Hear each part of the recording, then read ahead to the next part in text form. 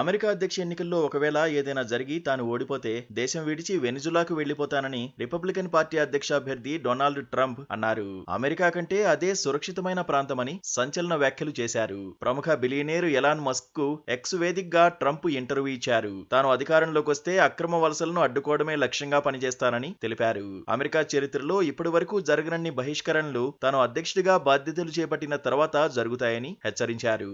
దేశంలో లక్షల సంఖ్యలో అక్రమ వలసదారులు ఉన్నారని, వారందరినీ దేశం నుంచి పంపిస్తానని స్పష్టం చేశారు. అధ్యక్షుడు బైడెన్ కంటే కమలా హ్యారిస్ మరింత అసమర్థురాలని వ్యాఖ్యానించారు. అధ్యక్ష ఎన్నికల్లో కమలా హ్యారిస్ గెలిస్తే అమెరికా నాశనమవుతుందని ట్రంప్ సంచలన వ్యాఖ్యలు చేశారు. సొంత పార్టీలో తిరుగుబాటు కారణంగానే అధ్యక్షుడు జో బైడెన్ అధ్యక్ష ఎన్నికల రేసు నుంచి పక్కకు తప్పుకున్నారని ఆరోపించారు. డిబేట్ లో బైడెన్ ను చిత్తుచిత్తుగా ఓడించారని, ఆ తర్వాత ఆయన బలవంతంగా ఎన్నికల రేసు నుంచి తప్పుకోవాల్సి వచ్చిందని అన్నారు.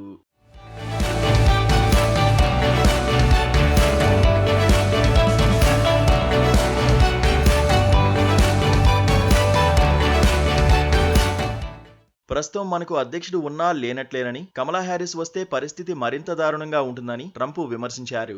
ఆమె గెలిస్తే మన దేశాన్ని నాశనం చేస్తుందని, 50 నుంచి 60 మిలియన్ల అక్రమ వలసదారులు దేశంలోకి ప్రవేశిస్తారని అన్నారు. వారంతా అతివాద భావజాలంతో ఉంటారని, నేరాలకు పాల్పడే అవకాశముందని ట్రంప్ దుయ్యబట్టారు.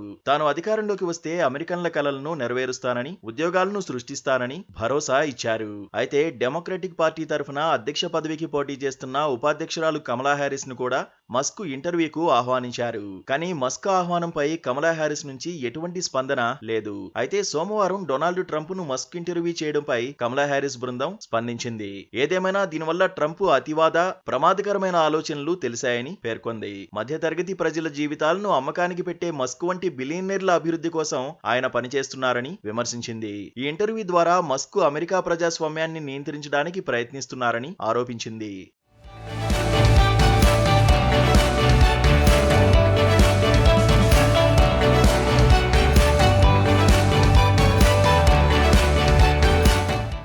మరోవైపు అమెరికా అధ్యక్ష ఎన్నికలకు సంబంధించి నిర్వహించిన పలు పోల్ సర్వేల్లో ట్రంప్ పై కమలా హ్యారిస్ ముందంజలో ఉన్నారు. తాజాగా న్యూయార్క్ టైమ్స్ నిర్వహించిన సర్వేలో కమలా 4 పాయింట్ల ఆధిక్యంతో డొనాల్డ్ ట్రంప్ పై ముందంజలో ఉన్నట్లు పేర్కొంది.